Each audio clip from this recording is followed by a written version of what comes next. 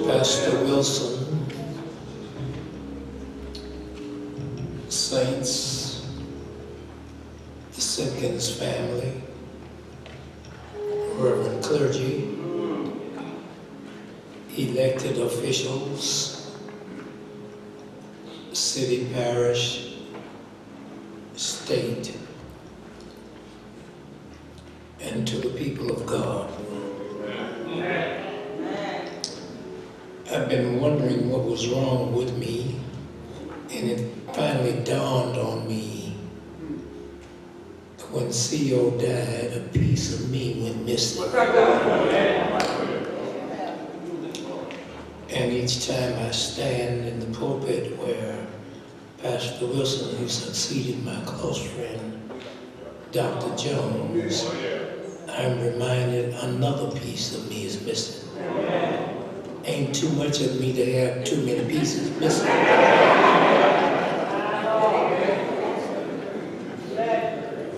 Elaine, and to the Simpkins children, you honor me beyond measure by asking me to do this. I'm certainly not worthy, but thank you. There is in the house an unsung, maybe others, but I recognize, hero, Dr. Jackman. Will you stand, Dr. Jackman?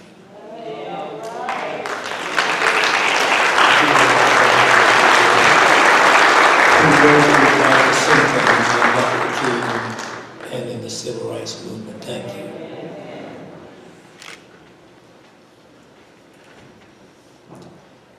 There's a text that I'd like to read. Before I read the text, let me share this. When I went to Mount Canaan in 1966, I inherited the most dilapidated building in all of Shreveport. And some years prior to my going there, the church was vacant.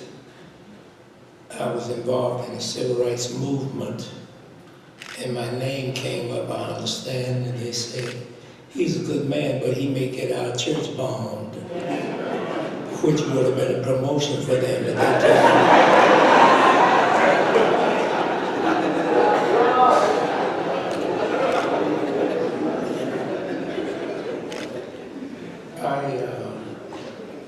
I fathered son. I'm the 17th pastor of Mount Canaan in 120 odd years. Fathered some great leaders, and Mount Canaan always talked about my predecessors. And I really wanted to be the best pastor they had ever had. And someone told me, you gotta die to be that. So I said, not yet, Lord. As I heard Maxine talk about what happened in the Union, I suddenly discovered, Maxine, my legacy is I get my head cut up, beat up, and you sewed it up. That's my legacy. The text from Numbers chapter 14, verse 24. But my servant Caleb, because he had another spirit with him, has followed me fully, and him will I bring into the land whereunto he went, and his seed shall prosper or possess it. My servant Caleb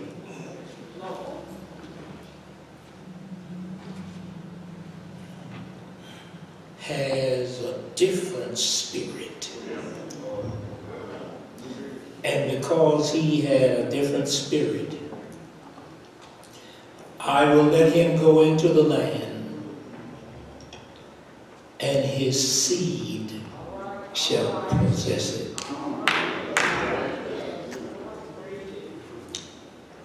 A man for this season. Caleb is one of those men we seldom meet in the Bible or anywhere else. He's one of those rare, exceptional, extraordinary, one of a kind. He was different from the crowd.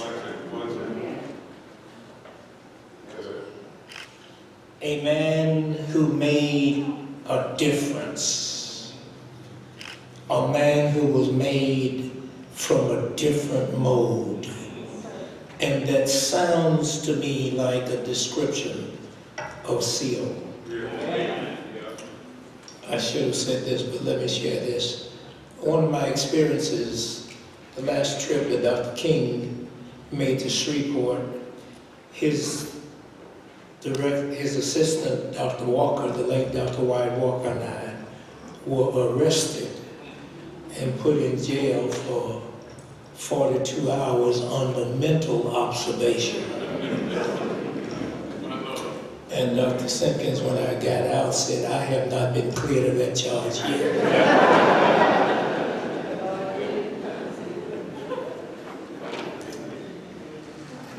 But when I read this text about Caleb, I see Dr. Simpkins all over it.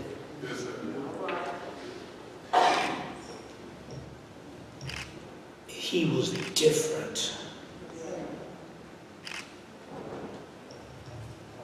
I read somewhere, I think, it says that the name Caleb means dog. Not bad. When you think that a dog follows his leader, submits to his leader, obeys his master. And I want to suggest that CO was a Caleb. He obeyed his master, who was God. He was a man who pursued what God pursued, what God had for him.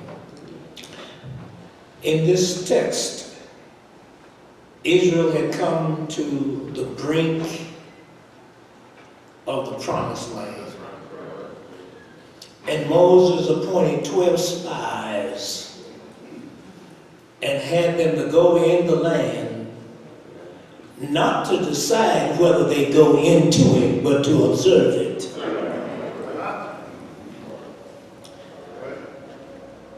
Two of the spies had a different report from the 10. But they did all have something in common. They all agreed that it was a land that flowed with milk and honey. They all agreed that it was a prosperous land. They all agreed that it was a land desired, but they differed where the majority report is it's a land where there are giants. And isn't that just like life? Isn't that the land that CO inherited? A land of giants. And in Shreveport there were some tall, towering giants. But the giants did not deter CO Simpkins. Some of you may remember early on in the 50s, the NAACP was banned from operating in Louisiana. CO said, yes, I know you are a giant, but I'm a giant too. We will do what the system does. We'll just change later. He and myself kind of agree that I've discovered in America, as soon as we learn the rules and get caught up, they changed the rules. So we don't have to be named NAACP. We can be called the United Christian Movement and do the same thing. Some of you may not know that in the 50s we had an integration of the bus system. There were 5 ministers whose names escape me. I do remember my pastor, Dr. John B. Simmons, the late Reverend A.L. Scott, and several others, I'm sorry I don't have those names, rode the bus because they followed Dr. Simpkins' lead. That if they're going to charge us full fare and put us in the back, they ought to reduce our rate.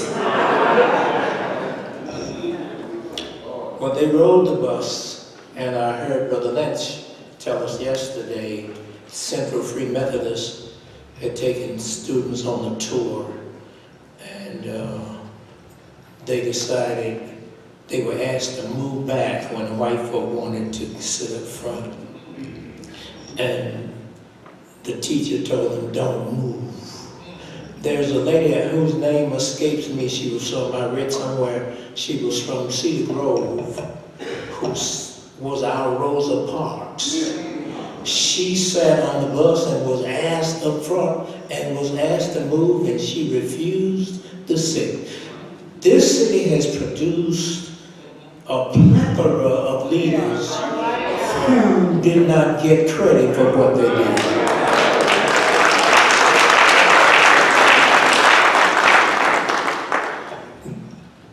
The record says that the SCLC, the Southern Christian Leadership Conference, was organized in Louisiana, and Dr. Simpkins was one of the founding members. As a matter of fact, Martin King came to Baton Rouge early on in the 50s and sat with the late Dr. T.J. Jefferson to get counsel on how to successfully do a bus boycott. So the bus boycott that Martin King did in Montgomery was modeled by what happened in Louisiana. We need to be proud of ourselves.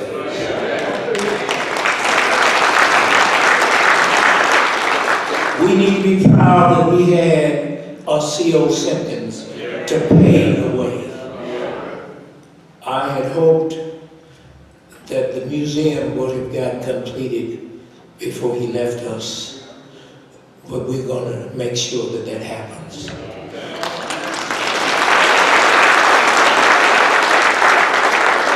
Dr. McLean, I thank you for the leadership that you give the Northwest Louisiana Coalition. And I don't want to get out of my lane, but as far as I'm concerned, when we build it, we can name the whole thing, not just a room.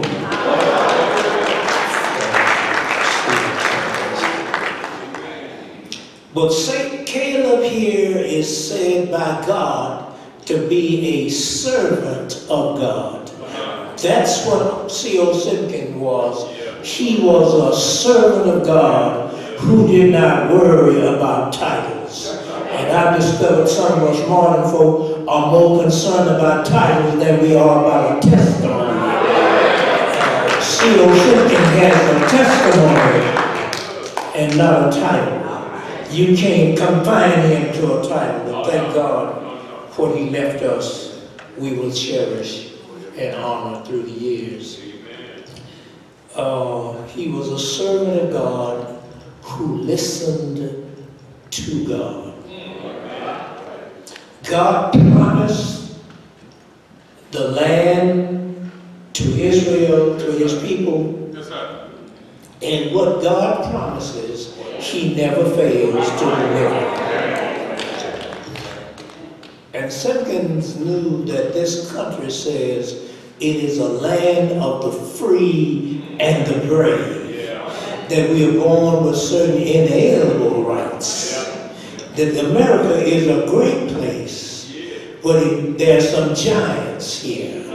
And those giants were seen all over the South, and they were more, I guess, deceived, covered up in other sections of America. The one thing we could say about our southern white people is that they were very frank about how they felt. And Dr. Simpkins knew that, but he led with love. He was concerned about all people.